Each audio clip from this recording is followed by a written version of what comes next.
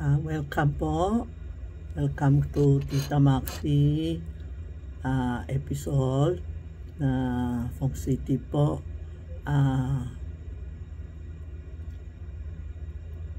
Andali okay. Magpapaalala lang ako sa inyo. Ang Chinese All Saints Day po is April 4 pala. April 4. Tapos, ang April 4 is our Chinese All Saints Day. Bahala na kayo kung maniniwala kayo o hindi. O kasi yan ang tradition namin po, no? So, ngayon, this year po, sa 30 years, itong year, April 4, huwag kayo magpa-sign of contract, huwag kayo before 10 days and after 10 days. Pero yung April 4, huwag kayo mag-sign of contract, huwag kayo kung pwede, huwag lumabas. Kasi that day is the very bad day. Walang sign of contract. Anong bibili nyo, anong gagawin mo sa April 4, huwag kayo maggalaw. Ibig sabihin, wag tayo pumunta sa Chinese, wag kami pumunta sa sementeryo, wag kami pumunta sa temple, because that day is the very very bad day, April 4. Sa mga tiger, stay home. Ang sheep, okay din. Ang tiger, after April 4, parang yun isda nabaliktad na, okay na. Lahat na buhay ng tiger, suswertehin siya. Lahat na, ano ba yun? Yung nawala niya, bibigay tayo, babalik sa iyo with this year.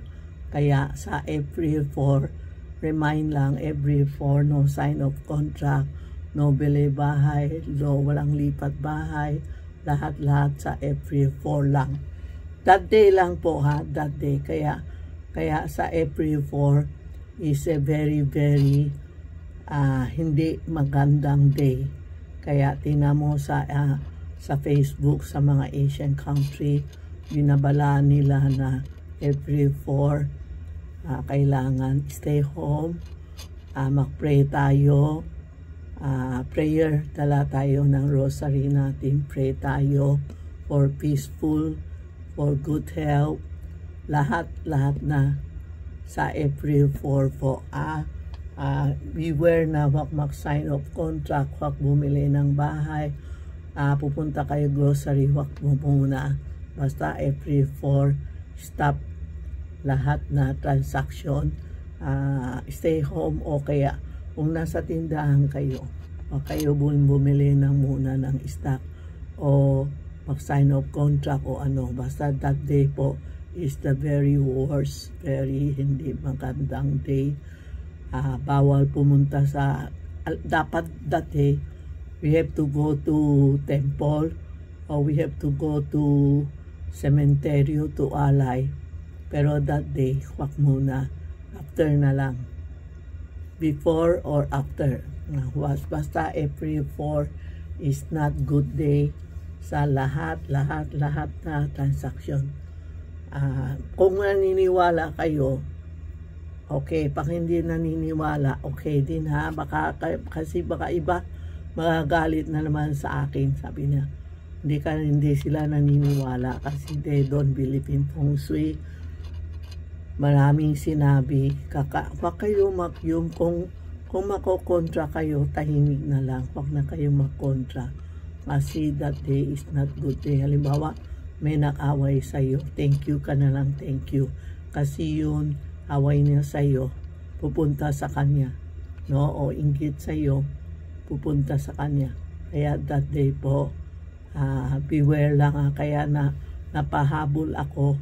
Kasi naalala ko, hindi ko yata nasabi sa inyo na April 4 is not the good day.